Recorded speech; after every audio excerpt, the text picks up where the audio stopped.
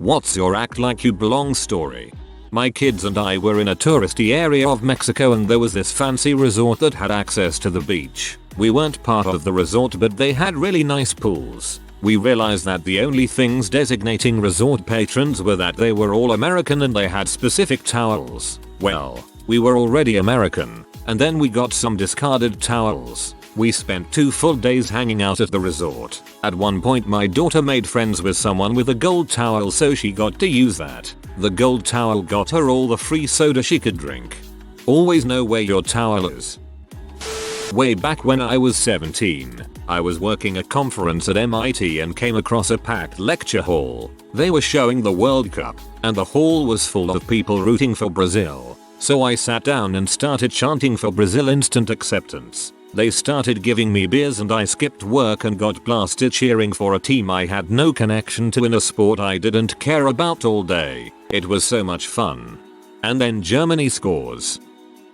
While in high school, I went to Columbia University for some seminar on publishing. I was working on my school's art literary magazine, and our supervisor thought it would be a help for us. After the seminar, I was wandering around taking in the sights of this big, prestigious institution when I came across a different seminar. This one for Columbia law students. I would have kept walking, except this seminar included a free lunch, pizza, and I was hungry. So I walked into the seminar, took a seat, and pretended to be a law student at Columbia University. I listened to the speakers for a bit, chatted very briefly with some of the other attendees, got my pizza, and got the heck out of there. Free pizza is best pizza. Years ago I took a DSLR camera to a concert. When they told me I couldn't bring it in, I lied and said I was with the college newspaper and we were running a front page story on the venue and I needed pictures. I talked to the event coordinator and she asked the band and the next thing I knew, I had a press pass. That lie got me in the gap between the stage and security. I had no idea how to use that camera but I faked it. Then I handed off the badge and the camera to my friends and one by one they faked it. That was a great time. My job. On a rational level, I know that I'm good at it. I am successful, popular with co-workers and superiors, and people tell me they love my work on a regular basis. But still I have a serious case of imposter syndrome every other day. What am I doing here? I shouldn't be allowed to work here. I have no idea what I'm doing. Stop paying me for this and hire actual professionals. Walking to my bus on my way home from winter break I realized I had bought tickets for the wrong day. Don't ask how. After a brief call the company told me I couldn't do anything about it, and it was the last day I was allowed to be on campus. Realizing I was stuck I decided to just get on the bus anyway. The driver barely looked at my ticket before nodding me on. I immediately got on, sat next to a friend and went to sleep to avoid suspicion. When I woke up my friend told me they'd overbooked and some people had to wait on a second bus. After I got home I found out they'd left mine and a few others' bags behind, so I had to call up again and negotiate having my bags sent for me and a few students who weren't fluent enough in English to negotiate for themselves. Luckily after multiple speech checks and no one asking for my info I made it home with all my stuff. And that's the story of how I stowed away on a bus. TDLR. No one ever questions a sleeping person on a bus. Being an artist manager, it felt like I had to act like I belonged every single day when I was just starting out. Meetings, phone calls, emails, everything. It felt like I needed some sort of confidence and ouchiness I didn't think I had. Felt weird trying to be someone else at work every day. As someone getting into artist management now, I feel you. Especially because you are dealing with bands and promoters as well as label execs and publishers. Having to figure out which style to have in each situation is a bit daunting. When I got my first construction job, I had to go buy a bunch of gear, car hats, heavy work pants, steel toe boots, and a bunch of hand tools. The first thing I did when I got them home was take the pants out to the garage and drag them through the dirt on the floor, stomp on them, rub some oil on them and pull out a few threads. The steel toes got hit with a shovel and dirted up and the tools got their handles scraped and dirted. I showed up on site with 2 other new guys who looked like they were mannequins from the store. They got razzed for their shiny new gear and they thought I knew what I was doing. Dang, way to be prescient. When I was in Croatia, I wandered into an aquarium where a German school group, 16-18, were waiting for their teacher to pay them in. Was only 19 at the time, so just stood amongst them like an inconspicuous penguin, and once shuttled in by an hour tour guide flaked off to look at some turtles. When I was in college, parking was heck to find during football games, and often you had to park over a mile away. They also wouldn't let you near the stadium unless you were faculty or a cop. However, at the time we had construction going on and lots of people were driving large white trucks just like the truck I had. Seeing this, I took it upon myself to try my limits and try to get on campus without being stopped. 9 times out of 10 it worked, and I could park right outside of the stadium. You can go wherever you want if you have a clipboard, safety vest, and hard hat. Despite being 6'2", I am consistently good at blending into crowds to the point of being invisible pretty much without trying. I've accidentally walked into the wrong party before and stayed there for a few hours, when in reality I was invited to the one next door. Back in 2006 I went to Lollapalooza, and there was an after party that my favorite band was playing at. My friend and I didn't have tickets, so we just went up to the back door of the venue. I whispered to my friend, act as if like from the movie Boiler Room. He says okay and just follows my lead. So we follow a band member in saying hold the door please, and they did, thinking we worked there and we're just out for a smoke. We ended up walking up the stairs and watching the band on stage. No idea how we didn't get caught and kicked out, but that might have been one of the coolest things actors if ever got us. Ended up on the same flight home as the band after that too, coincidentally. I'm a massive, lifelong Star Wars fan, so when The Last Jedi premiered I leapt at the chance to go. The problem was it was on a weekday, and while I took a Ferris Bueller day, none of my friends did. Additionally, I had a migraine the morning of, so I ended up arriving quite late at the venue at 10 AM. I, still quite zonked out from the migraine and subsequent medication, was hustling towards the queue, occasionally asking workers if I was going in the right direction. They all confirmed I was and that it was just around the corner. Eventually I arrived at what I thought was the end of the queue. There were people sitting around in costume, so I settled in for the long wait. A few hours later it was time to move into the venue, and I'm stoked. I get up and eagerly follow the people in front of me, who I now realize are in wheelchairs, and are wearing Star Wars wristbands, and are actually first in the queue. I am not in a wheelchair, and I do not have a wristbands, but I am in the front of the queue. Crap.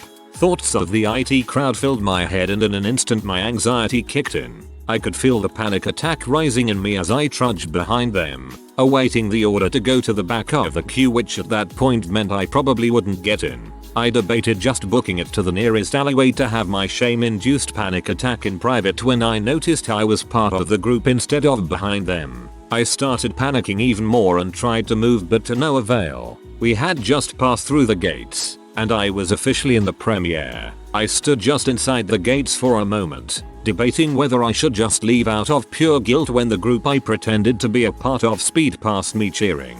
No comments on how I was clearly not disabled. No one stopped me to check for a wristband. I don't know if that group hated me and was ignoring me, didn't care about one person cutting the queue, or were helping me. All I know is it was one of the greatest nights of my life, seeing some of my childhood heroes and experiencing the magic of Star Wars in a whole new way. All thanks to a group of disabled people that didn't rat me out. TLDR. Real life, I'm disabled.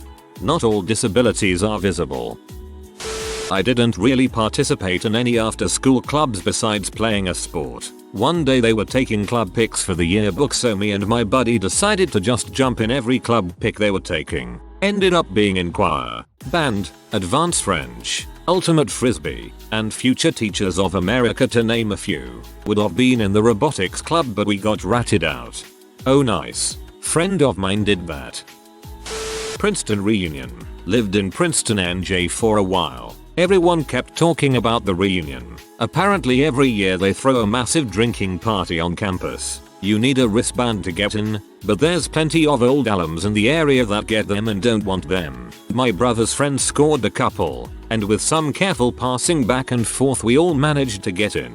This crap was nuts. Like, flash your wristband. Here's a free beer. They were tossing empty kegs into a mountain-sized pile like you might do with a can in a backyard BBQ. People were super drunk and friendly until you told them you were from Kansas and didn't go to Princeton. Then you were a pleb and very quickly dismissed. So frick it. Just started making crap up. Yeah boy. What are you in? Me? Eastern linguistics. Astronomics. Let's get another beer. I had more made up degrees that by the end of the night I was having trouble keeping them straight cause I'd keep running into people. Also peed in a lot of weird shady corners all over campus that night. Turns out people at Princeton aren't necessarily the smartest people in the world, but they sure are nice if they think you're part of the club. They do throw one heck of a party though.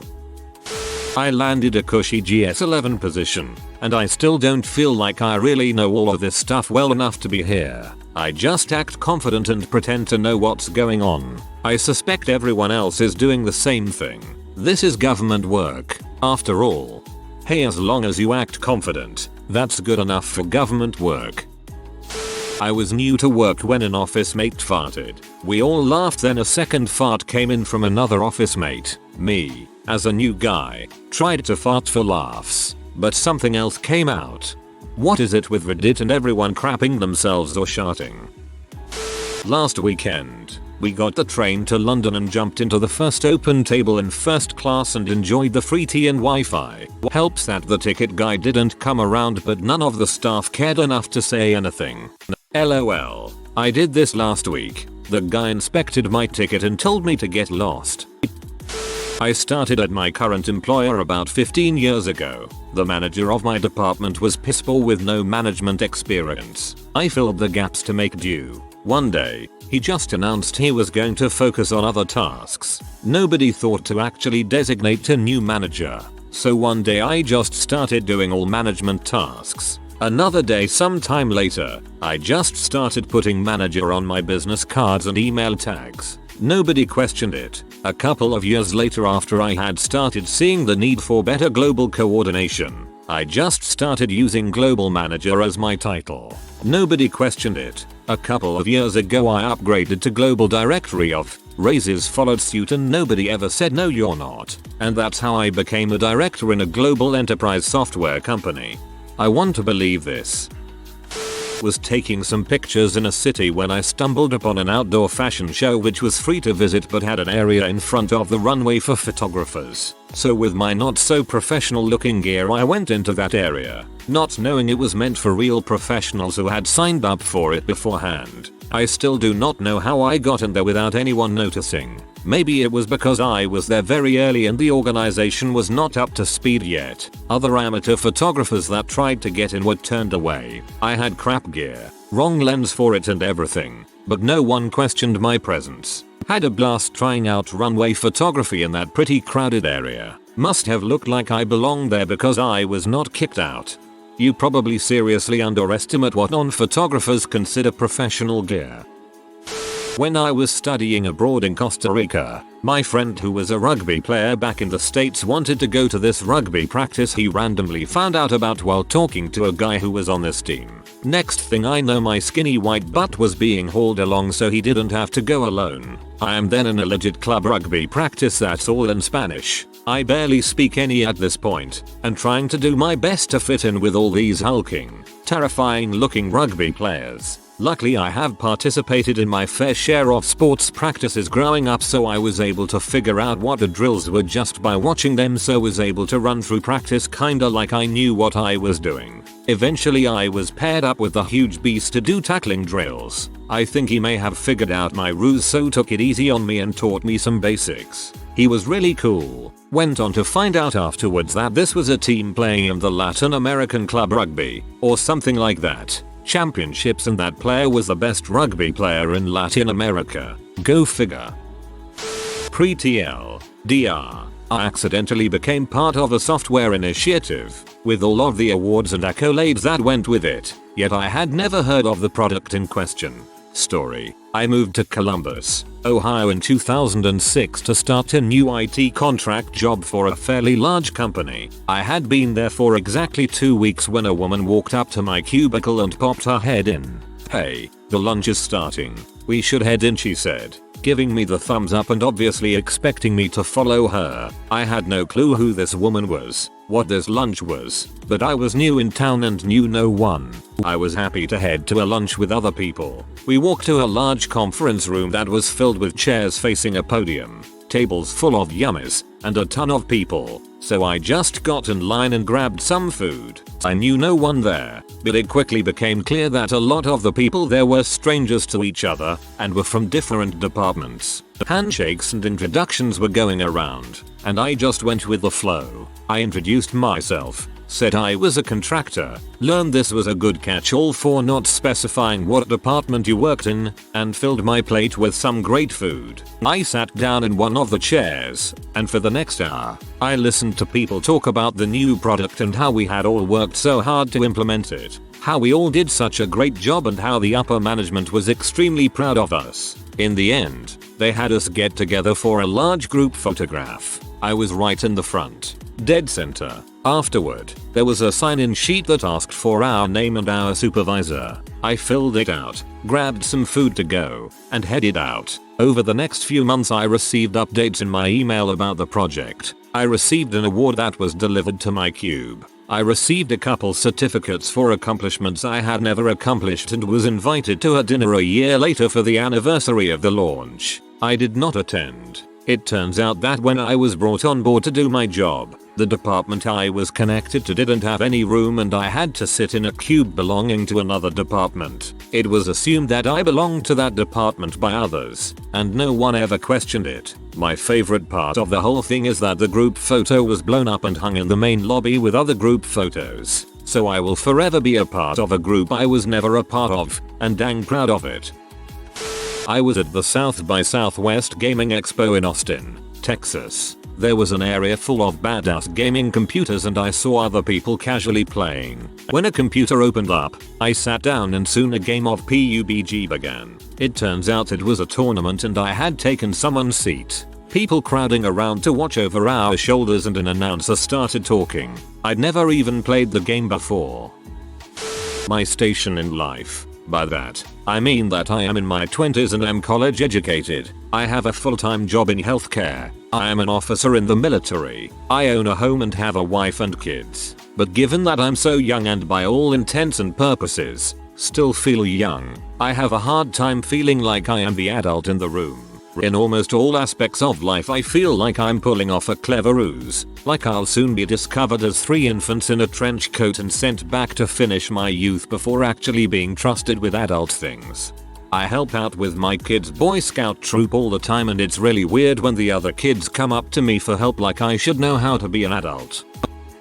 So for our OTC, once a year they take us over to the local military base for FTX, field training exercise. We defend a fake military free on board base for like 26 hours from Marines posing as villagers and enemies. The first few times I'd keep getting killed, but noticed that a bunch of the Marines had balaclavas face masks during the exercise. So this year, I took my own. Even though I was obviously not one of them, the mask made them think once or twice before the shot, blanks OFC, at me, so I got out of at least 3 deaths on patrol. Sneak 100. When I visited India in 2013, we went to the Taj Mahal. Now at the time they had 2 rates to get in, a cheap rate for Indians and a pricier rate for foreigners. I think it equated to like 20p for Indians and £7 for foreigners. They could normally spot who was a foreigner by their clothing, way of speaking etc, and they also had checks so they'd make them pay the higher rate. I was with my mum, dad and brother. They had lines separated by gender so I went with my mum and dad and bro went together. My dad wanted us to get in on the lower rate if we could because he wanted to save money or WE. Now, my mum is originally from India herself so she knows how to fit in and got me and herself in and paid the lower rate. My dad wasn't so successful. Me, him and my bro are not originally from India though our parents' grandparents are, and he and my bro paid the higher rate. We got to the front of the Taj Mahal and realized there were 2 queues to get in. One for those who had paid the lower rate to get in. The queue was maybe 3 hours long and at 4 PM or so at this point. Then there was a shorter queue for those who had paid the higher rate which was maybe 15-20 minutes long tops. We had 2 lower rate tickets and 2 higher rate tickets between the 4 of us. and they are quite distinctive in color. My dad decided he wanted us to all try get in together on his and my brother's tickets. There was a security guy yelling at a guy in front of us who was trying to jump into the shorter queue on lower rate tickets. So my dad waved the 2 higher rate tickets he had in front of the security guy, who at that point said something along the lines of, "Look at these higher rate tickets. This is what you need to get into the shorter queue," and he started waving us through, so we took that as a cue to get into the shorter queue. Had a blast of a time. When I was in grade 12, I had a spare, no class, in the time slot when our school normally had assemblies. For this particular one, they made everyone go, even the people who had a spare. I couldn't find anywhere to sit, so I sat with a random class. Turns out the class was a grade 9 class. After the assembly, they dismissed by grade, lowest to highest. When the class I was with got up to leave, I did too. Nobody noticed, not even the class I was with. When I read grade 12, I expected buying alcohol.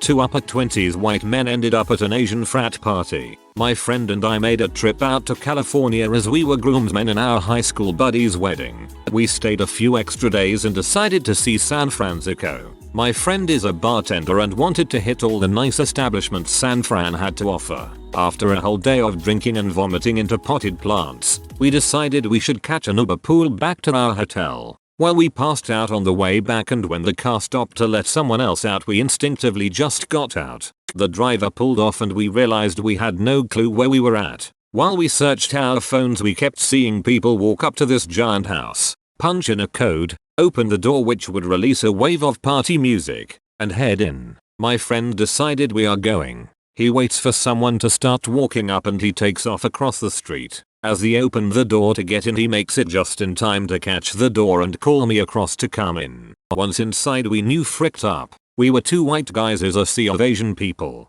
This was an Asian fraternity from Berkeley. Not only that, but we looked way older. As we came in, they were toasting the party to a frat brother that the party was in honor of for going to a Habitat for Humanity trip. So we used that as a backstory of how we knew this guy from that. Needless to say, we continued to drink their free booze and play beer pong. As we started to feel more and more out of place, we decided we should make our leave. My friend, who is not one to leave without making a mark, decided we couldn't just leave. He grabbed a champagne bottle, shook the crap out of it, then showered that sea of Asian children in crap champagne. Everyone went crazy and started cheering, and we made our escape. Went to a friend's father's funeral years ago with my partner. After the church service, there was a graveside service. The graveyard was located about 30 minutes away, just outside of town, on a road that had a series of graveyards, different denominations. We saw them getting ready for the graveside service as we parked and managed to join everyone just in time for the start. It did not take long to realize that we were in the wrong graveyard and we had no idea who any of the people were, including the deceased. We couldn't walk away at that point without drawing attention, so we stood there with all of these people dabbing our eyes with tissue, pretending that we were sharing everyone's grief. The worst part was that we could see the correct graveside service happening in the next graveyard over. I know I shouldn't be laughing, but one day I forgot that a marathon was taking place downtown that passed right in front my workplace. Therefore, I couldn't park anywhere remotely close to work. I also happened to be in trouble for being late a few times in a row. I had to be at work on time. I found the first open parking spot and started hoofing it to work, maybe 4 or 5 blocks away. With less than a block left, the horde of runners rounded the corner and completely blocked my path to the door on the other side of the street. They were all running in the direction I had to walk, so I hopped the fence and started running with them, making my way to the other side of the street without getting in anyone's way. Made it on time. I was on a college trip as part of the school, and in our hotel, I could see a big breakfast banquet sort of thing. As I got closer, I could see that it was for a medical conference that was going on. But since I was going to academic talks after this, I was already in office attire, so I was dressed like everyone else other than looking younger. So I just calmly went over and got food, went into this big conference room with lots of tables and people sitting and talking about medicine, and ate. Then I left without speaking to anyone. My parents are atheist and religion never really came up even as a topic. Then I went to camp. They asked us what religion we were. I didn't know. I said the one religion I could name and it was the worst possible religion I could have picked. Catholic. One other girl was Catholic and let me know this meant she and I would be best friend until the end of days. Now it's Sunday and I have to know all the rituals and verbal replies and sitting and kneeling and getting up to get in line to have a strange man put a disc in my mouth and act like that's even remotely okay because otherwise it's a betrayal to my best friend until the end of times that I just found out I had. Camp. What religion you are. Oh crap. I was at Sundance Film Festival outside of a concert venue and I saw a certain celebrity who I was a big fan of standing outside, so I went up and chatted with them for a couple minutes. I noticed the security at the club was glancing over at us talking. There was a huge line to get in and the concert was sold out. The certain celebrity said it was nice talking to me and headed toward the concert entrance with his girlfriend. I casually followed him toward the door without him even realizing, and the security guard thought I was with him and ushered me into the sold out show. If you are new to the channel, you can subscribe. I publish new videos every day. Until then, check another video.